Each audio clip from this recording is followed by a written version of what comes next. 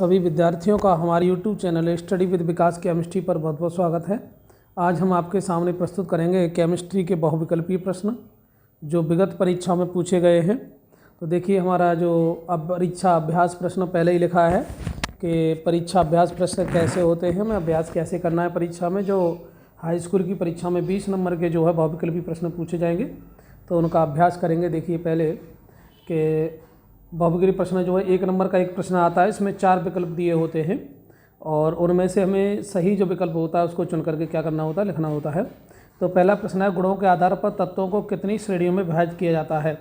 तो देखिए गुणों के आधार पर तत्वों को 3 श्रेणियों में विभाजित किया जाता है, तत्वों की 3 श्रेणियों में विभाजित किया जाता है। तो उसका आंसर जो होगा वो सी सही होगा। 3 श्रेणियों में विभाजित किया जाता है। कौन कौन से होते हैं गुणों के आधार पर तत्व जो विभाजित किया जाता है, वो 3 श्रेणियों में किया जाता है, धातु, अधातु और उपधातु। यानी तत्वों की जो श्रेणियां हैं वो कौन कौन सी हैं, धातु, अधातु और उपधातु, 3 श्रेणियां हैं। इसके बाद है आगे धातु वे तत्व हैं जिनमें क्या पाया जाता है, धनात्मक बनाने की प्रवृत्ति होती है, सही बात है। धातुएं क्या होती हैं जिनमें धनात्मक बनाने की प्रवृत्ति होती है, ऋणात्मक बनाने की प्रवृत्ति होती है, नहीं होती है, गलत है। हथौड़े से पीटने में छोटे छोटे टुकड़ों में टूट जाती हैं, ये भी गलत है। विद्युत तथा ऊष्मा के कुचालक होने के कारण के होने का गुण होता है, विद्युत तथा ऊष्मा के कुचालक का ये भी अलग है, ये भी गलत है। ऋणात्मक बनाने की प्रवृत्ति होती है, ये भी गलत है। कौन सा सही है, पहला ही सही है। तो धातु वे तत्व होते हैं जो इलेक्ट्रॉन त्यागकर धनात्मक बनाने की प्रवृत्ति रखते हैं। उसके बाद हमारा वह धातु जो सामान्य ताप पर द्रव है। तो देखिए सभी धातुओं के जो है सामान्य ताप पर द्रव नहीं पाई जाती हैं, केवल मरकरी ऐसा धातु है जो सामान्य ताप पर द्रव है। पहले तो हमारा जैसे मरकरी है, जल है, ब्रोमीन है, लोहा है। तो लोहा है धातु है, इसमें मरकरी धातु है, जल एक यौगिक है, ब्रोमीन अधातु है इस विकल्प में। इसके बाद मरकरी धातु सामान्य ताप पर या कमरे के ताप पर कैसी अवस्था में पाई जाती है, वो द्रव अवस्था में पाई जाती है। ये इसका बहुत बड़ा गुण है। अगर आपसे क्वेश्चन कभी भी पूछता है कि वह कौन सी धातु है जो द्रव अवस्था में पाई जाती है, तो वह केवल एक ही धातु है, मरकरी। निम्न में से कौन सा तत्व धात्विक है, धात्विक इसमें से पूछा गया। ये तत्व है, इनमें से यूपी बोर्ड 2020 में आया था कि निम्न में से कौन सा जो तत्व है वो धातु है। तो देखिए पी है, इसमें दिया है, हीलियम दिया है, लिथियम दिया है, सल्फर दिया है। सल्फर ओजा, सचिन, सहवाग, तेंदुलकर यानी ऑक्सीजन परिवार के तत्व हैं और ऑक्सीजन परिवार के जो तत्व होते हैं वो सभी अधातु हैं, इसलिए एस जो है क्या हो गया, अधातु हो गया, इसलिए ये गलत है। उसके बाद आ जाए पी पर फास्फोरस। फास्फोरस जो होता है नेपाल, पाकिस्तान, ऑस्ट्रेलिया, सब बीमन, इस प्रकार के जो तत्व हैं वो भी अधातु हैं, तो फास्फोरस भी कट गया हमारा। हीलियम अक्रिय गैस है, इसलिए हीलियम भी कट गया। कौन सा सही बना, लिथियम सही बना। यानी हमारा कौन सा तत्व जो है वो विकल्प जो है वो कौन सा है, सॉरी तत्व धात्विक है, इसमें गलत दिया है। इसमें धातु जो बनेगा वो लिथियम बनेगा, इसमें फास्फोरस भी धात्विक तत्व दिया है, तो ये गलत है। इसमें सही उत्तर हमारा क्या होगा, लिथियम होगा। इसके बाद कॉपर, एल्युमिनियम, सिल्वर, आयरन, एफी धातुओं में से विद्युत की सर्वश्रेष्ठ सुचालक धातु कौन सी है। यानी सबसे ज़्यादा ऐसी कौन सी धातु है जो सबसे ज़्यादा सुचालक है, धातु जो विद्युत की सबसे ज़्यादा सुचालक है। तो देखिए एल्युमिनियम, कॉपर, एजी और एफई, इनमें से कौन सी है। तो इसमें जो है सिल्वर विद्युत की सबसे चालक धातु होती है, यह विद्युत का बहुत आसानी से चालन करती है। इन सभी धातुओं की अपेक्षा सिल्वर का जो चालन है वो ज़्यादा होता है। इसके बाद हमारा क्वेश्चन, निम्न धातुओं में से सर्वाधिक आघातवर्धनीय धातु है। आघातवर्धनीय का मतलब होता है कि जिसको पीटने पर क्या हो, आवाज़ उत्पन्न हो। तो जिस धातु की आवाज़ पीटने पर ज़्यादा होती है वही धातु हमारी आघातवर्धनीय धातु कहलाती है। तो इनमें से जो आघातवर्धनीय जो धातु है वो क्या है, सबसे ज़्यादा आयरन मान लीजिए, आयरन है, सोडियम है, मैग्नीशियम है और क्या है, सोना है। तो सोने की जो आघातवर्धनीयता जो होती है वो सबसे ज़्यादा होती है, इसलिए यहाँ जो हमारा जो सही में जाएगा वो क्या जाएगा, गोल्ड जाएगा। धातुओं के पतले तारों में खींचने की क्षमता सबसे ज़्यादा क्या कहलाती है, तो यानी धातुओं के पतले तारों में खींचने की जो क्षमता कहलाती है वो तन्यता कहलाती है। उसी धातु के पतले तार बनाए जा सकते हैं जिस धातु की तन्यता अधिक होती है। तो इसमें जो ऑप्शन है वो ए सही है। इसके बाद ऐसी कौन सी धातु है जिसका प्रयोग बल्ब के फिलामेंट के तंतु को बनाने में किया जाता है। तो देखिए बल्ब का जो फिलामेंट बनाया जाता है वो टंगस्टन धातु का बनाया जाता है। यह इसका उच्च गलनांक एवं उच्च क्वथनांक होता है, जिसके कारण इसका जो फिलामेंट बनाने में इसका क्या किया जाता है, बल्ब के फिलामेंट बनाने में इसका उपयोग किया जाता है। तो इसके बाद देखिए जो भी इस वीडियो को देखें वो लाइक शेयर एक बार ज़रूर करें, जिससे मैं आपको और भी बेटर तरीके से बहुविकल्पीय प्रश्न जो है लेके आऊँ और आप उनको बड़े आसानी से कर सकें। तो देखिए आगे हमारा 9वां प्रश्न है। तो 9वां प्रश्न देखेंगे क्या है। 9वां हमारा जो प्रश्न है वो क्या कह रहा है। तो 9वां प्रश्न जो है हमारा है वो ये है कि 9वां प्रश्न देखेंगे, बहुत ही आसान तरीके से इसको भी सॉल्व करेंगे। तो हमारा जो 9वां प्रश्न है वो क्या है। 9वां कह रहा है कि सोना धातु का घनत्व मैग्नीशियम की अपेक्षा अधिक होता है। तो देखिए सोना धातु का घनत्व क्या होता है 19.3 ग्राम प्रति सेमी क्यूब होता है, जो कि मैग्नीशियम धातु के घनत्व से की अपेक्षा अधिक होता है। तो मैग्नीशियम धातु का जो घनत्व होता है वो कम होता है और सोने का धातु का घनत्व क्या होता है, अधिक होता है। तो यहाँ पर पूछा सोना धातु का घनत्व मैग्नीशियम की अपेक्षा क्या होगा। तो सोने का घनत्व मैग्नीशियम की अपेक्षा क्या होगा, अधिक होगा। तो यहाँ पर बी ऑप्शन हमारा सही हो जाएगा। इसके बाद है एल्युमिनियम धातु का उपयोग खाना पकाने के बर्तन के लिए निर्माण में किया जाता है। तो निम्न में से कौन से गुण एल्युमिनियम के इस कार्य के लिए उपयोगी होते हैं। तो एल्युमिनियम धातु का उपयोग खाना पकाने के बर्तनों के निर्माण में किया जाता है। निम्न में से कौन से गुण एल्युमिनियम के इस कार्य के लिए उपयोगी होते हैं। ऊष्मीय चालक सुचालकता, विद्युत सुचालक, उच्च गलनांक और तन्यता। तो यहाँ पर ये पूछा गया है इसमें से कौन से सही है। तो देखिए पहला बात तो ये है कि हमें ऊष्मीय सुचालकता यानी ऊष्मा को ग्रहण करने की क्षमता ज़्यादा होगी, उनमें खाना उतनी आसानी से जल्दी पकेगा। दूसरा विद्युत सुचालकता, विद्युत सुचालक साथ है क्योंकि हम विद्युत का यहाँ पर कोई प्रयोग नहीं कर रहे हैं, तो विद्युत से हमारा कोई मतलब नहीं है। तन्यता का मतलब होता है तार बनाने में, तो यहाँ पर हम तार नहीं बना रहे हैं, यहाँ क्या बना रहे हैं, खाना बना रहे हैं। भाई खाना बना रहे हैं, तार थोड़ी बना रहे हैं। तार बनाएंगे तभी तो तन्यता की आवश्यकता होगी, है। उच्च गलनांक, अब क्या हो आपने क्या किया कि सब्जी बनाने रख दी और पता चला कि जिस पात्र में आपने सब्जी बनाने रखी थी और वह पात्र ही गल गया, यानी टेम्परेचर से वह पात्र ही गल गया, तो आपकी सब्जी नहीं बन पाएगी ना। तो इसलिए हम इसमें क्या करेंगे, उच्च गलनांक होना चाहिए। तो हमारा पहला सही है और दूसरा सही है। तो हमारा ऑप्शन कहाँ जाएगा, डी में जाएगा। इसके बाद हमारा निम्न में से कौन सी धातु ठंडे जल के साथ हाइड्रोजन गैस निकालती है। तो देखिए ठंडे जल के साथ हाइड्रोजन गैस वह कौन सी धातु है जो ठंडे जल के साथ हाइड्रोजन गैस निकालती है। तो हमेशा याद रखेंगे पोटेशियम जो होती है वो ठंडे जल के साथ हाइड्रोजन गैस निकालती है। जैसे इसका रिएक्शन जो है क्या है, वो रिएक्शन जो बनेगी वो ये बनेगी 2K + 2H2O arrow 2KOH + H2। इस तरीके से इसकी रिएक्शन बन जाती है, पोटेशियम हाइड्रोक्साइड बनता है। इसके बाद देखिए 2018 में ये क्वेश्चन आया है कि निम्नलिखित में से कौन सी धातु जल के साथ सामान्य ताप पर क्रिया करती है। तो वह कौन सी धातु है जो जल के साथ सामान्य ताप पर क्या करती है, क्रिया करती है। तो देखिए कॉपर है, सोडियम है, एल्युमिनियम है, मैग्नीशियम है। तो सोडियम जो धातु होती है वो कॉपर के साथ बड़ी ही आसानी से क्रिया कर लेती है, क्योंकि देखा होगा तुमने कि सोडियम का जो टुकड़ा होता है अगर जल की थोड़ी सी भी नमी आ जाए तो वो नमी से क्रिया करके क्या बन जाता है, जल यानी NOH बन जाता है, हाइड्रोजन गैस स्रावित करता है, जिसके कारण क्या हो जाती है, उसमें आग लग जाती है। इसके बाद धातुओं के ऑक्साइड सामान्यतः होते हैं। तो धातुओं के ऑक्साइड सामान्यतः जो होते हैं वो कैसे होते हैं, क्षारीय होते हैं। धातुओं के ऑक्साइड याद रखेंगे, धातुओं के ऑक्साइड क्षारीय स्वभाव में क्षारीय होते हैं। धातुओं से सामान्यतः क्षारीय व्यवहार दर्शाते हैं। ये जल से क्या करके क्षार का निर्माण करते हैं जो लाल लिटमस को नीला कर देता है, ठीक है।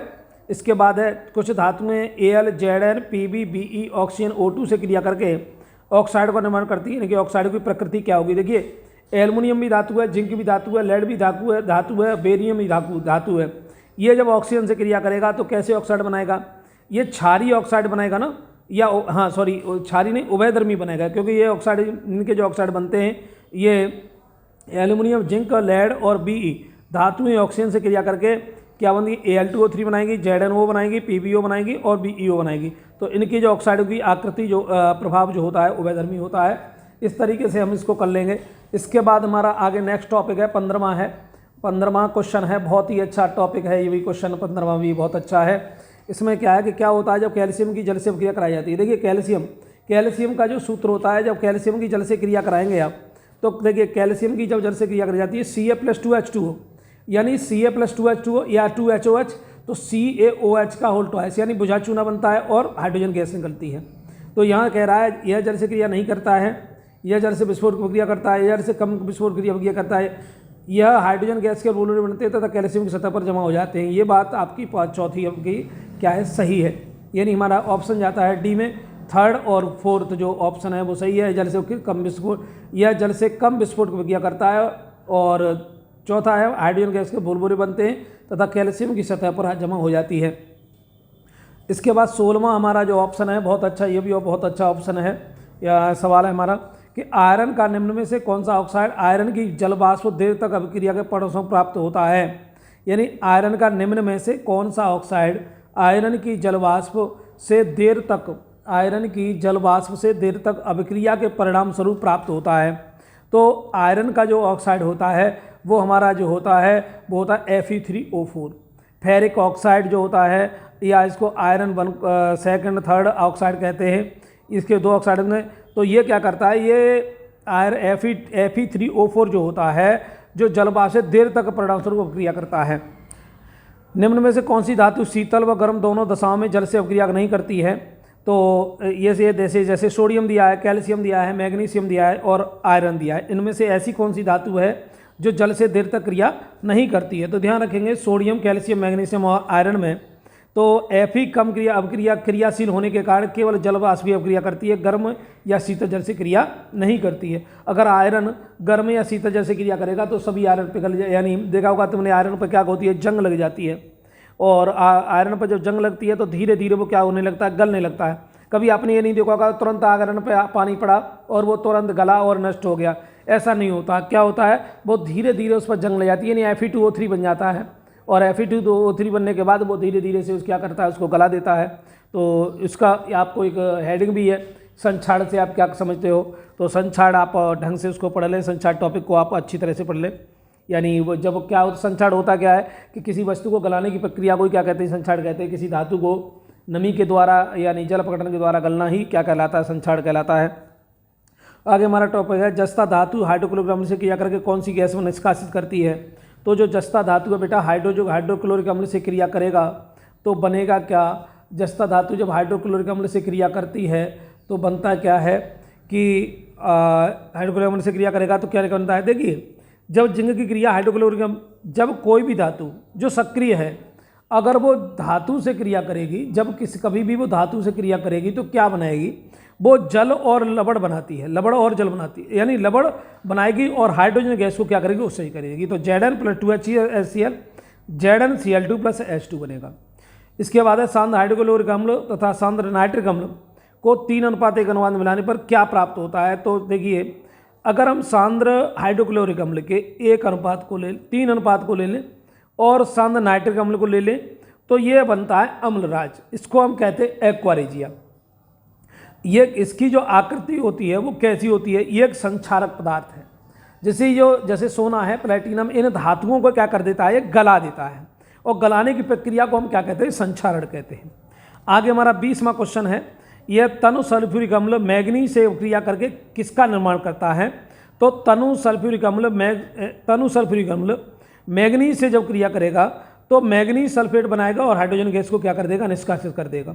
यानी यहाँ पर बनेगा क्या, तो यहाँ पर बनेगा मैग्नीज सल्फेट, यानी पहला ऑप्शन हमारा क्या होता है, सही होता है। इस तरीके से आप देखिए एक ऑप्शन लगा सकते हैं, बहुत ही अच्छे ऑप्शन हैं। आप उसके बाद देखिए मैं आगे आपकी और प्रैक्टिस कराता हूँ, आगे और प्रश्न हैं, बहुत ही नेक प्रश्न हैं, उनको करेंगे। तो देखिए आगे प्रश्न जो हैं वो बनाते हैं।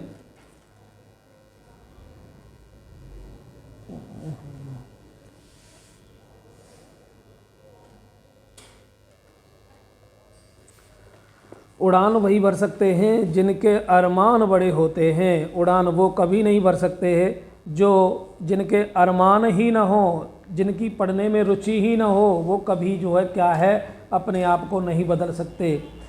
खाओ पियो मौज करो, खाओ पियो मौज करो, खाओ पियो मौज करो और किताबों के संग क्या करो, किताबों के साथ दोस्ती अगर करनी है तो किताबों से कीजिए। ड्रीम गर्ल में क्या रखा है, अगर आपको दोस्ती ही करनी है तो किताबों से कीजिए। ड्रीम गर्ल में क्या रखा है, जब तक आपकी जेब में पैसा है तब तक वो आपके साथ है और जैसे ही जेब से पैसा गया वो आप उड़न चक्र बन जाएगी। इसलिए ध्यान रखें, अपनी दोस्ती जो भी करनी है वो किताबों से करें। किताबें हमें ज्ञान, किताबें हमें क्या, अच्छी किताबें रखने से कभी आप ज्ञानी नहीं बन सकते। ज्ञानी कब बन सकते हैं, जब आप अच्छी किताबों को पढ़ने की लत डालेंगे। जब आप अच्छी किताबों को पढ़ेंगे तो आप 100% क्या बनेंगे, ज्ञानी बनेंगे, यानी अपने आप को बदलेंगे। और जब तक आप अपने आप को नहीं बदलेंगे तब तक आप कुछ कर नहीं सकते हैं। तो इस बात का ध्यान रखें। अपने आप को परिवर्तित करें, अपने आप को पढ़ाई के प्रति समर्पित करें। देखिए, जब किसी कम सक्रिय धातु को अधिक सक्रिय धातु के धनायनों में के विलयन में डाला जाता है तो क्या प्रदर्शित होता है। देखिए, जब किसी कम सक्रिय धातु को, यानी ऐसी धातु जो जिसकी सक्रियता क्या हो, कम हो, तो जिस धातु की सक्रियता कम होगी और दूसरी धातु की सक्रियता ज़्यादा होगी तो वो उसको विस्थापित नहीं करेगी, अर्थात कोई क्रिया नहीं होगी।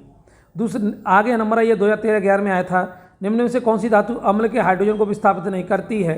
मैग्नीशियम है, कॉपर है, Hg है और प्लेटिनम है। तो यहाँ पर मैग्नीशियम जो होती है वो सक्रिय धातु है, जो हाइड्रोजन से क्या होती है, ऊपर होती है। कॉपर और Hg और प्लेटिनम ये धातुएं क्या होती है, कॉपर से नीचे होती हैं, अतः अम्लों से हाइड्रोजन को विस्थापित नहीं कर सकती हैं। केवल मैग्नीशियम धातु ही अम्लों से हाइड्रोजन को विस्थापित कर सकती है। आगे हमारा 23वां प्रश्न है कि निम्न में से कौन सी धातु अम्ल से हाइड्रोजन विस्थापित नहीं करती है। मैग्नीशियम, आयरन, जिंक और कॉपर। तो यहाँ पर देखिए, कॉपर जो धातु होती है वो हाइड्रोजन से नीचे है, अतः कॉपर हाइड्रोजन अम्लों में से हाइड्रोजन को विस्थापित नहीं करेगी। इसके बाद हमारा आगे क्वेश्चन है कि यदि कॉपर को वायु में खुला रखते हैं तो उसकी धूरी चमकीली सतह धीरे धीरे अपनी चमक खो देती है तथा उस पर हरे रंग की परत जमा हो जाती है। निम्न में से बचने का कौन सा कारण हो सकता है। तो देखिए, जब कॉपर सल्फेट Cu यानी ये कह रहा है कि यदि कॉपर को वायु में खुला रखते हैं तो इसकी भूरी चमकीली सतह धीरे धीरे अपनी चमक खो देती है तथा इस पर हरे रंग की परत जमा हो जाती है। निम्न में से बनने का कारण क्या है। तो देखिए, बनने का कारण क्या होता है कि हरा कशिश बन जाता है, यानी CuCO3 है और Cu बेसिक कॉपर कार्बोनेट होता है, इसकी हरी परत बनती है। इसका सूत्र होता है CuCO3.CuOH का होल ट्वाइस होता है। यही कारण है कि CuCO3 बन जाता है, कॉपर कार्बोनेट बन जाता है, बेसिक कार्बोनेट या कॉपर कार्बोनेट कहते हैं इसको। इसका कलर जो होता है वो हरा होता है, जिसके कारण इसकी हरी परत बन जाती है। पीतल है, पीतल उपधातु है, यौगिक है, मिश्रण है, मिश्रमांगी मिश्रण है। तो पीतल क्या है, पीतल में 70% तो कॉपर होता है और 30% होता है जिंक। तो पीतल अब कॉपर और जिंक का क्या है, एक मिश्रण है। तो यहाँ पर मिश्रण कौन सा है, मिश्र धातु है, तो बी हमारा ऑप्शन सही हो गया। एंटीमनी क्या होता है, एंटीमनी एक उपधातु होती है। एंटीमनी क्या है, उपधातु है, तो हमारा ऑप्शन ए सही हो गया। इसके बाद हमारा ऑप्शन है एल्युमिनियम कार्बाइड जल की क्रिया द्वारा इनमें से कौन सा हाइड्रोकार्बन उत्पन्न होता है। तो जब एल्युमिनियम कार्बाइड की जल से क्रिया कराई जाती है तो क्या बनेगा, एथिलीन प्राप्त होता है और एल्युमिना बनता है, Al2 एथिलीन प्राप्त होता है। तो हमारा ऑप्शन गया डी। इस तरीके से हमने आज ये सॉल्व किए। आगे भी हम आपको प्रैक्टिस देते रहेंगे। हमारे साथ बने रहिए हमारे YouTube चैनल पर। आपका बहुत बहुत धन्यवाद और शुभकामनाएं।